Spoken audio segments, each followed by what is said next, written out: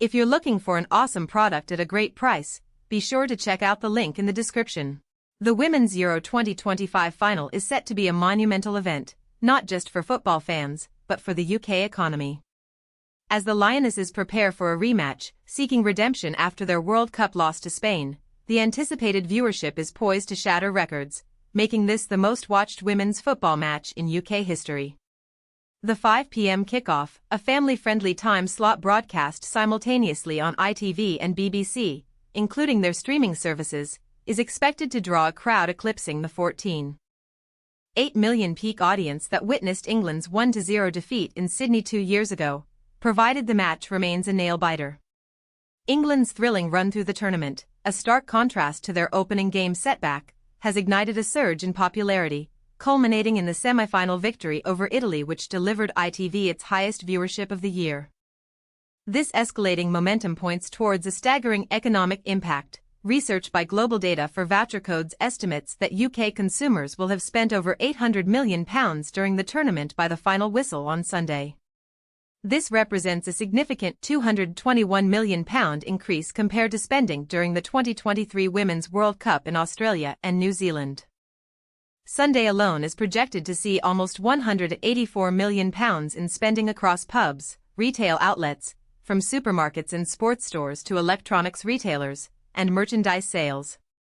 With the majority of fans anticipated to watch from home, supermarkets are expected to be the biggest beneficiaries, with nearly £100 million projected to be spent on food and drink this weekend. Online grocery shopping is estimated to account for over 70% of the total £801 million spent throughout the tournament. Tesco anticipates a 15% surge in Euro-related product sales this weekend, projecting sales of over 450,000 bottles of champagne and sparkling wine, either to celebrate a Lionesses' victory or to console disappointed fans. Approximately 4.5 million people are expected to experience the final from hospitality venues, with women and girls making up a projected 53% of the overall viewership. Interestingly, despite the fervent support for the Lionesses, a different kind of victor is emerging. Spanish lager brands such as San Miguel, Cruzcampo, and Estrella Damm have gained significant traction in recent years, and are poised to dominate consumer choice on Sunday. It's ironic that while England football fans will be cheering on the Lionesses on Sunday afternoon, the beer of choice is likely to be Spanish, notes David Albin, a beer buyer at Tesco. He points to a fascinating coincidence. The rise in popularity of Spanish beer in the UK has coincided with the rise of Spain in sports such as tennis, and in football, the nation is the current women's world champions.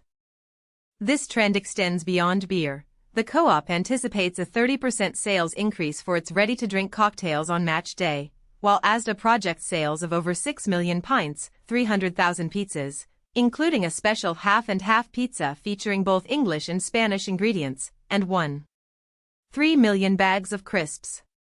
A total of 13 million pints are estimated to be consumed during the game itself, with 8.7 million enjoyed by at-home viewers and 4.3 million in hospitality venues.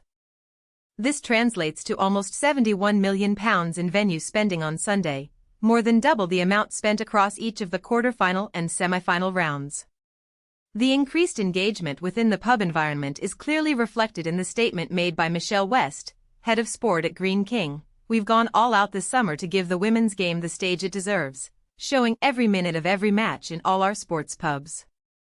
But our commitment goes beyond the screen, from chant books to cheer on the Lionesses, to drink promotions when England score and the introduction of our new Cheers Her Pale Ale. We've worked hard to enhance the in-pub atmosphere for women's sport, and we're seeing a significant rise in match-day turnout as a result." The broader appeal of this year's Euros, particularly to a female audience, is undeniable. With female players prominently featured, the tournament has resonated strongly with women and girls, who are expected to make up 53% of the viewership. The presence of young stars like 18-year-old match-winning hero Michelle Adjeming, the youngest player in the squad, further fuels this appeal among younger female viewers. Global Data/Vouchercodes predict almost 5 million under-18s will tune in. This shift towards a more inclusive, family-friendly viewing experience is also reflected in projected beverage consumption: 18 million cups of tea, 7.9 million coffees, and 15 4 million glasses of juice and smoothies are expected to be consumed during the tournament.